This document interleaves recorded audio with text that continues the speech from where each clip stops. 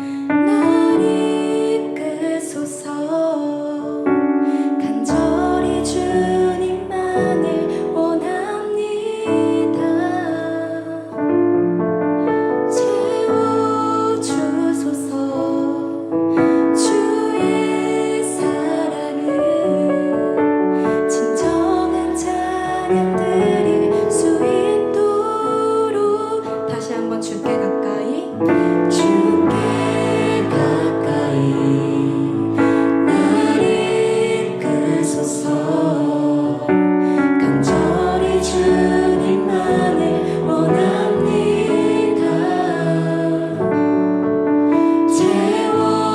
채워주소서 주의 사랑을 진정한 찬양 드릴 수 있도록 목마른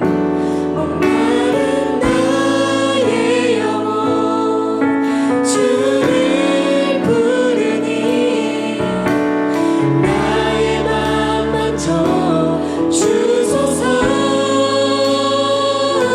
주님만을 원합니다 더 원합니다 나의 맘 만져 주소서 다시 한번 찬양합시다 주께 가까이 주께 가까이 나를 이끄소서 간절히 주님만을 원합니다 채워주소서 주의 사랑을 진정한 찬양 드릴 수 있도록 목마른 나의 영혼 목마른 나의 영혼 주를 부르니 나의 맘 만져 주소서 주님만을 원합니다 더 원합니다 나의 맘 만져 주소서 한 번 더 찬양합시다 목마른 나의 영혼 목마른 나의 영혼 주를 부르니 나의 맘 만져 주소서 주님만을 원합니다 더 원합니다 나의 맘 만져 주소서 우리의 마음을 온전히 채워주실 수 있는 분은 오직 주님뿐이심을 고백합니다 이 시간 높여 찬양하겠습니다 목마른 다시 한번 목마른 나의 영혼 주를 부르니 나의 맘 만져 주소서 주님만을 원합니다 더 원합니다 나의 맘 만져 주소서 목마른 나의 영혼 목마른 나의 영혼 주를 부르니 나의 맘 만져 주소서 주님만을 원합니다 더 원합니다 나의 맘 만져 주소서 주님만을 원합니다 더 원합니다 나의 맘 만져 주소서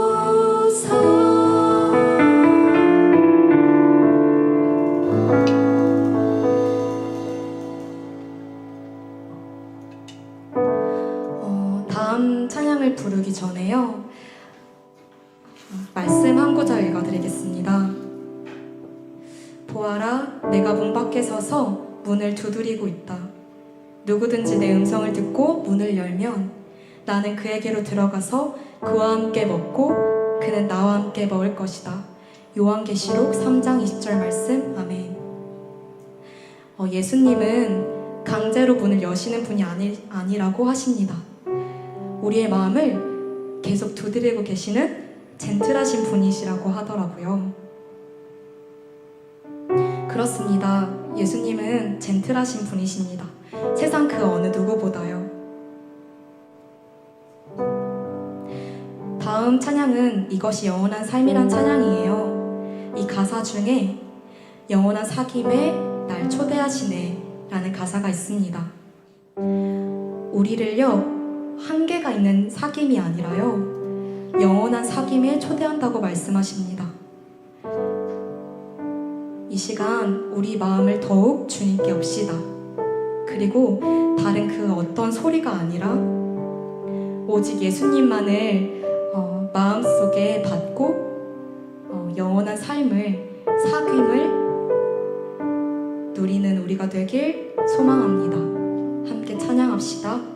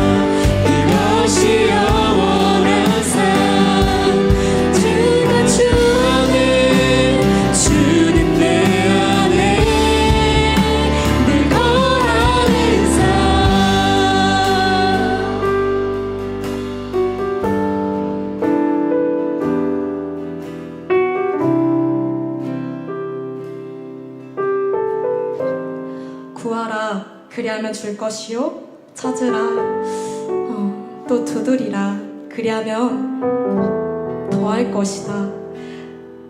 나는 좋은 하나님 아버지이고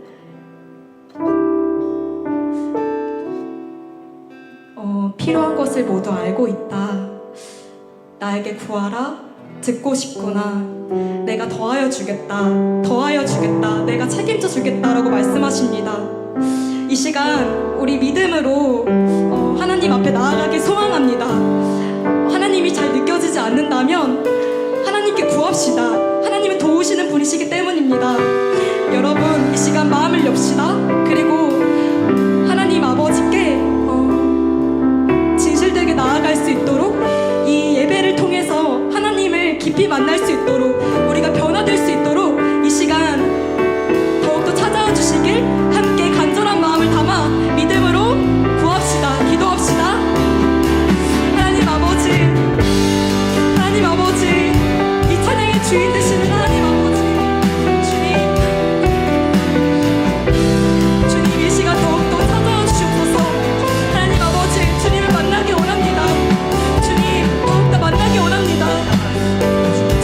우리의 연약한 마음에 더욱더 찾아와 주시고 더욱더 깊이 만나 주시옵소서. 오직 주님으로 충만해지기 원합니다. 채워지기 원합니다. 하나님 아버지, 이 시간 마음의 문을 열어주시고 주님 더욱더 찾아와 주시옵소서.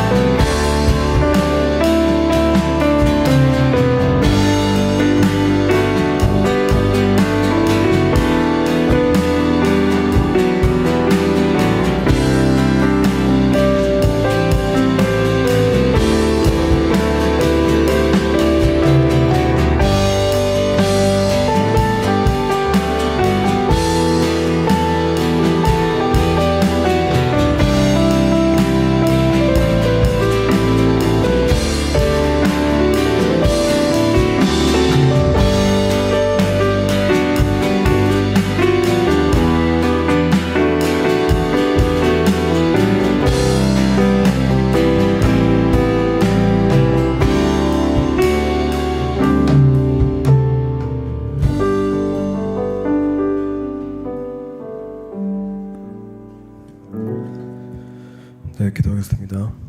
네, 사랑하는 하나님 아버지, 감사합니다. 2시 오늘 청년 예배 정말 많은 자녀 형제들이 찾아왔습니다. 이번 예배 시간에 목사님의 설교 통해서 큰 은혜를 부어주시고, 그걸 통해서 우리가 모임을 할 때 각자의 나눔과 힘듦과 고민을 나누고, 그 시간을 통해서 정말 서로가 서로 예수님을 느낄 수 있는 정말 귀한 시간이 될 수 있도록 허락하여 주시옵소서. 이 귀한 시간을 허락하신 예수님께 감사드리며 예수 그리스도 이름으로 기도했습니다. 아멘.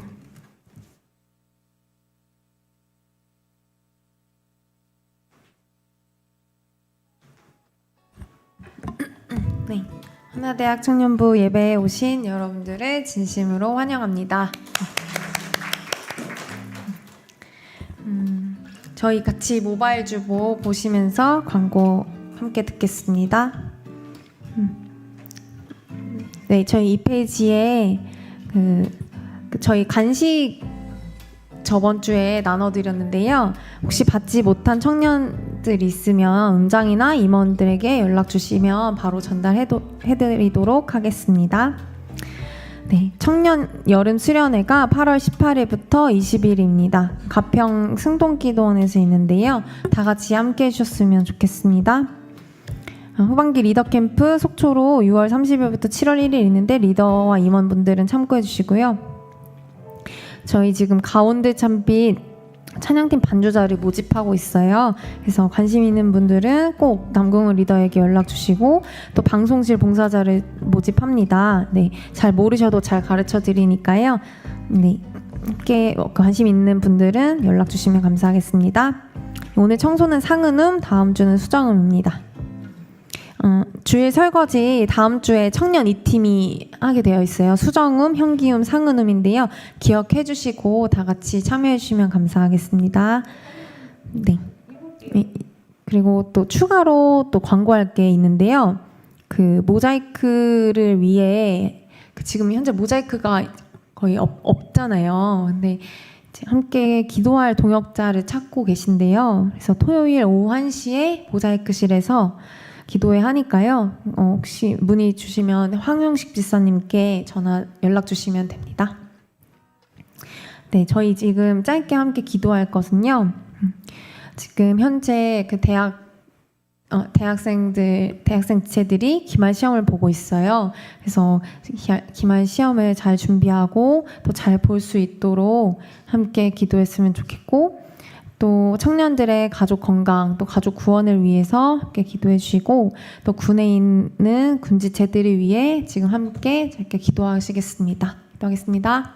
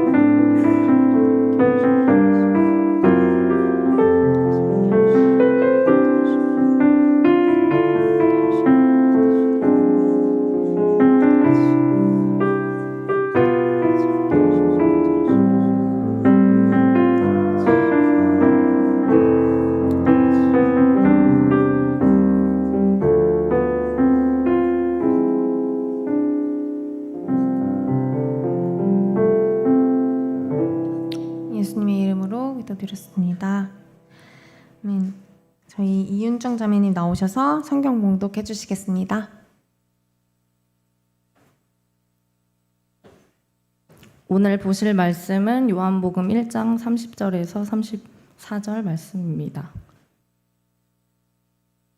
다 찾으신 줄 알고 봉독하겠습니다. 내가 전에 말하기를 내 뒤에 한 분이 오실 터인데 그분은 나보다 먼저 계시기에 나보다 앞서신 분입니다 한 적이 있습니다. 이것은 이분을 두고 한 말입니다. 나도 이분을 알지 못하였습니다. 내가 와서 물로 세례를 주는 것은 이분을 이스라엘에게 알리려고 하는 것입니다. 요한이 또 증언하여 말하였다. 나는 성령이 비둘기같이 하늘에서 내려와서 이분 위에 머무는 것을 보았습니다.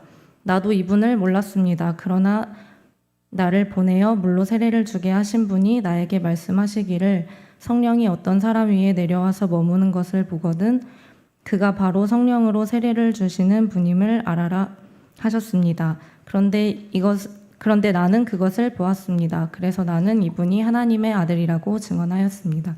이는 하나님의 말씀입니다. 하나님께 감사합니다. 기도하겠습니다. 말씀으로 세상을 창조하시고 다스리시는 하나님 아버지, 이 땅에 오신 하나님의 말씀이신 예수님께서 지금 우리와 함께 하시고 우리에게 말씀하심을 믿습니다. 예수님의 음성을 듣게 하여 주시옵소서. 우리 주 예수 그리스도의 이름으로 기도드립니다. 아멘. 여러분 반갑습니다. 우리 한 주간 잘 지내셨나요?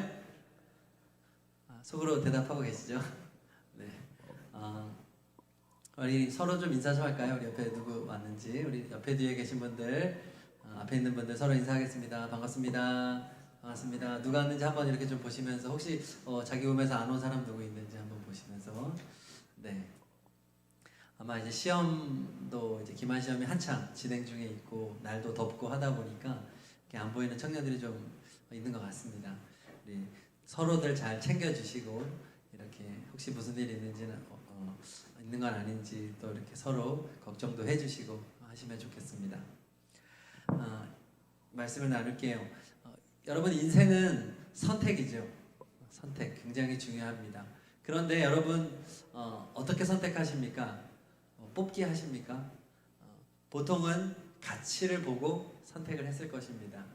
여러분 대학교 선택할 때 많은 거 생각했을 겁니다. 졸업 후에 어떤 직장이 어떨까? 나의 재능과 적성에는 잘 맞을까? 이 학위가 평생 정말 도움이 되는가? 아마 이런 거 고민했을 것이고 막상 또 대학교를 다닌다 보면 다니는 중에 정말 기대했던 바와 같은가? 계속 고민하면서 내가 이거 계속해서 공부해도 되는가? 아니면 그만둘 건가? 전과할 건가? 우리는 끊임없이 가치를 생각합니다. 직장을 선택하는 것도 여러분 가치에 따라서 선택했을 거예요. 돈을 많이 버는 직장이 좋은가? 아니면 나름 워라밸을 좀 할 수 있는 그런 직장이 좋은가?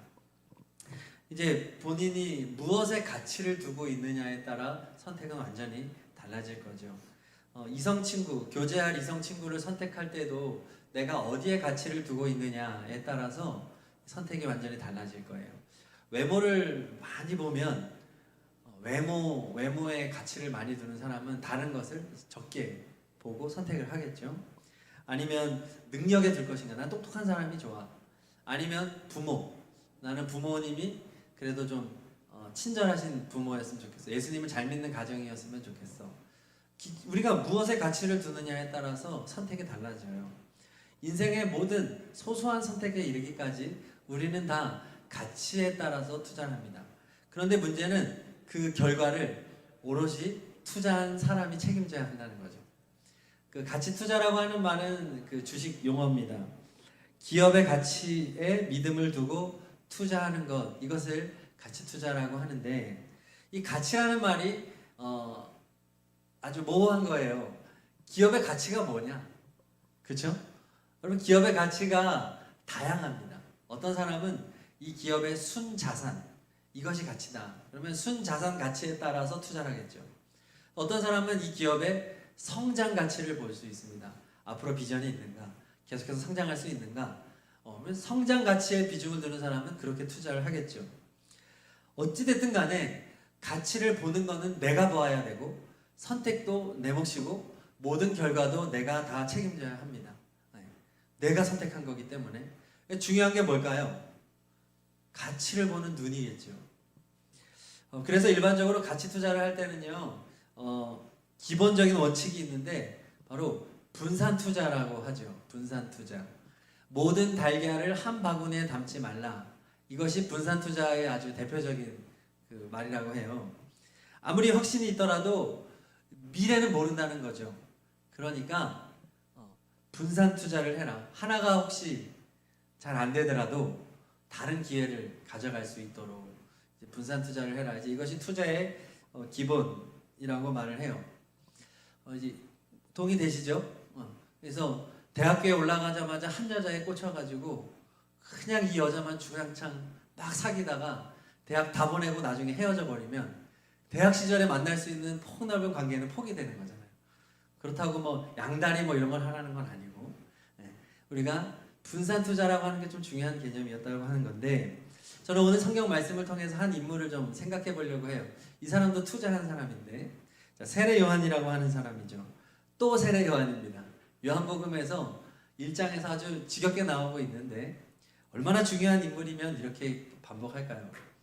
400년 동안 끊어졌던 이스라엘의 선지자가 다시 나타났는데 그게 바로 세례 요한이었고, 그는 제사장의 아들로서 금수저였습니다. 당시에 제사장은 최고 상위, 최고위층이었기 때문에 최고위층이었지만 그것을 다 포기하고 광야에 나아가서 생활을 하면서 모든 혜택을 다 포기하고 세속적인 자리를 벗어나서 하나님의 선지자의 사명을 감당했던 사람이었어요.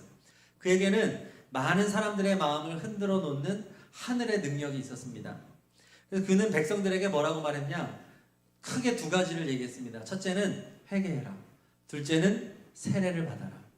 이것이 세례 요한이 한 대표적인 두 가지 말인데, 이것은 유대인들에게 있어서 너무 듣기 싫은 말이에요. 먼저 회개하라는 말은 무슨 뜻입니까? 너는 죄인이다라는 거예요.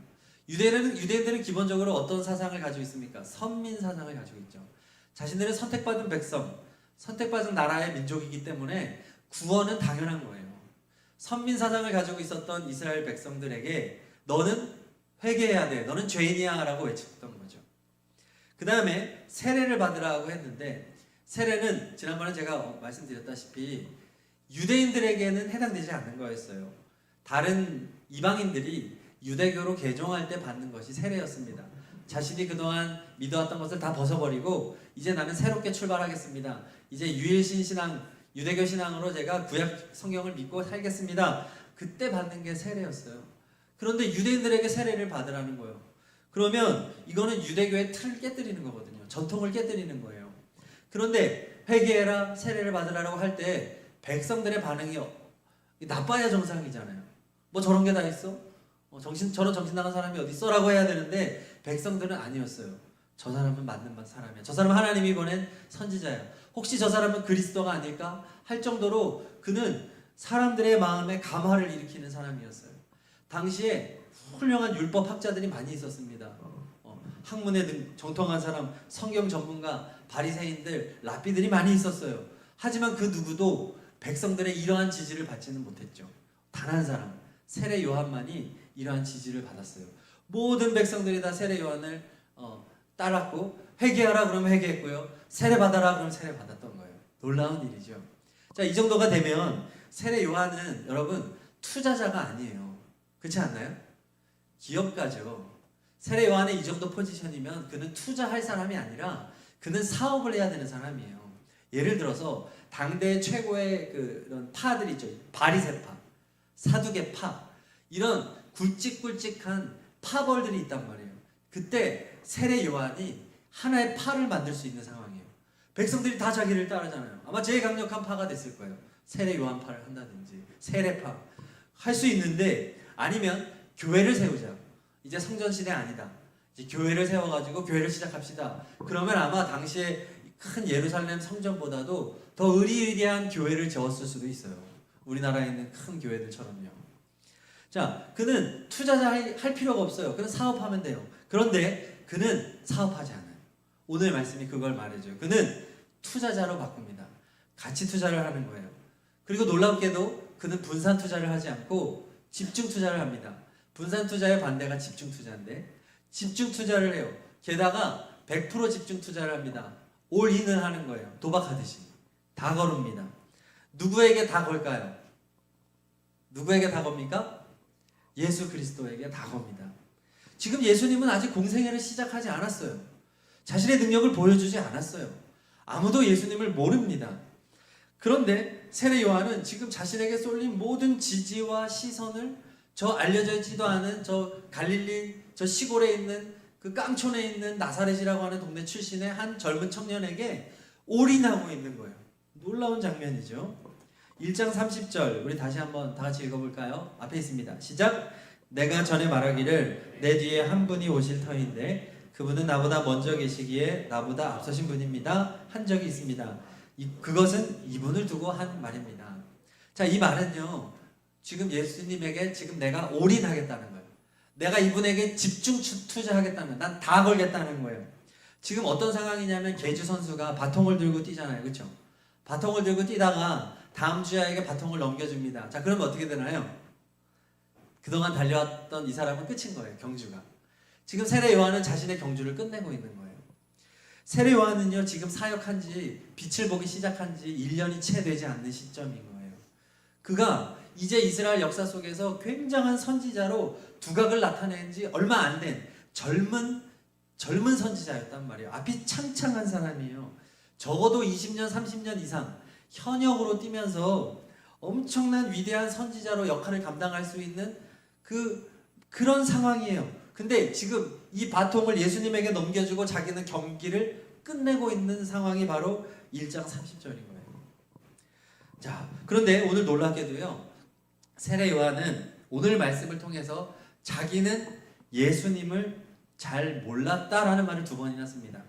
1장 31절에 나도 이분을 알지 못하였습니다. 33절에는 뭐라고 합니까? 나도 이분을 몰랐습니다. 같은 말이에요. 지금 내가 이분에게 올인을 하고 있습니다. 그런데 사실 나는 이분을 잘 몰랐습니다. 이렇게 말하고 있는 거예요. 이분에게 가치 있는지는 몰랐어요. 그런데 나는 지금 이분에게 모든 가치가 있다고 믿고 있어요. 이 사이에 무슨 일이 일어난 거죠. 근데요, 사실은요, 예수님의 어머니와 이 세례 요한의 어머니는 사촌지간이에요. 그렇다고 한다면 세례 요한이 예수님을 몰랐을까요? 알았겠죠. 왕래를 했겠죠. 어머니가 사촌이니까 왕래를 분명히 했고 예수라고 하는 사람은 알았을 거예요. 근데 왜 몰랐다고 말했을까요? 여기서 말하는 몰랐다고 하는 것은 이분이 정말 하나님의 아들이시오, 그리스도시오, 이것을 몰랐다는 거예요. 그 확신이 없었다는 거예요. 이분이 정말 확실하게 이런 그리스도시오, 살아계신 하나님의 아들이라고 하는 가치가 선명하지 않았었다라고 말하는 겁니다. 자, 그러면 이제 어떻게 이 확신의 단계로 넘어갔을까? 32절, 33절에 나옵니다. 자, 32절, 34절 있습니다. 시작. 요한이 또 증언하여 말하였다. 나는 성령이 비둘기같이 하늘에서 내려와서 이분 위에 머무는 것을 보았습니다. 나도 이분을 몰랐습니다. 그러나 나를 보내어 물로 세례를 주게 하신 분이 나에게 말씀하시기를 성령이 어떤 사람 위에 내려와서 머무는 것을 보거든 그가 바로 성령으로 세례를 주시는 분임을 알아라 하셨습니다. 자, 여기 보니까 중간에 나를 보내어 물로 세례를 주게 하신 분 누굴까요? 하나님이죠. 하나님이 세례 요한에게 야, 너 광야에 나아가서 이러 사람들에게 세례를 주고 회개를 선포해 라고 세례 요한에게 처음에 사명을 주셨던 거예요. 하나님께서 처음에 세례 요한에게 이 사명을 줄 때 하나님이 뭐라고 말했냐? 너는 그리스도가 아니야. 근데 만약 성령이 어떤 사람 위에 하늘로부터 내려와서 그 사람 위에 머무는 것을 본다면 그가 바로 성령으로 세례를 주는 자 바로 그리스도야 라고 하나님 말해준 거죠. 여기서 머문다, 성령이 내려서 그 사람 위에 머문다라고 할 때 이 머문다라고 하는 단어는 거주하다는 단어입니다. 거주한다.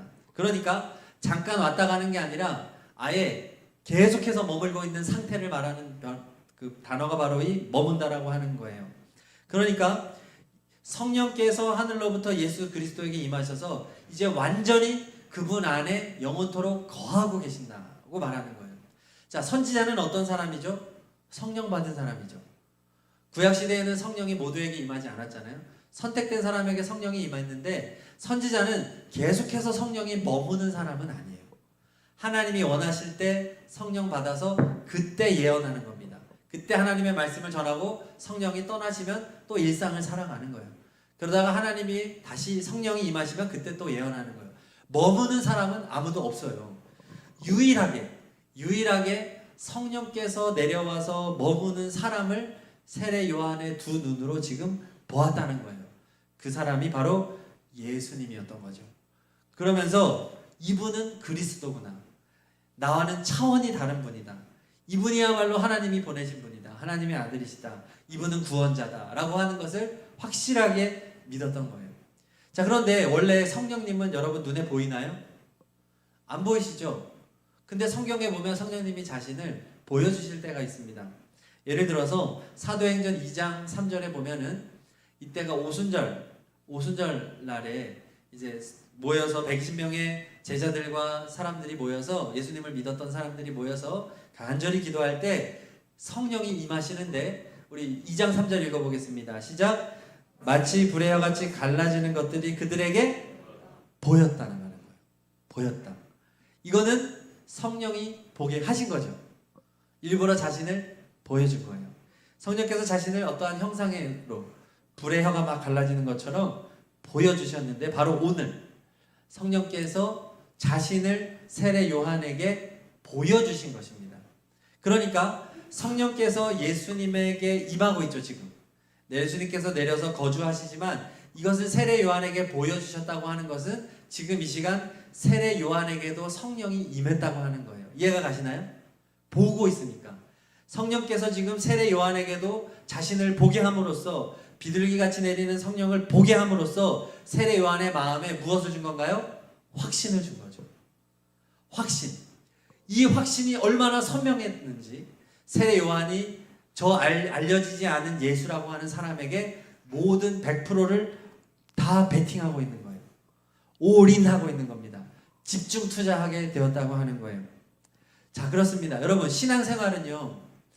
신앙생활은 분산 투자가 아니라는 거예요.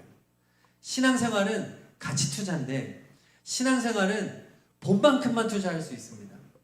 여러분, 본만큼만 믿음의 눈으로 본만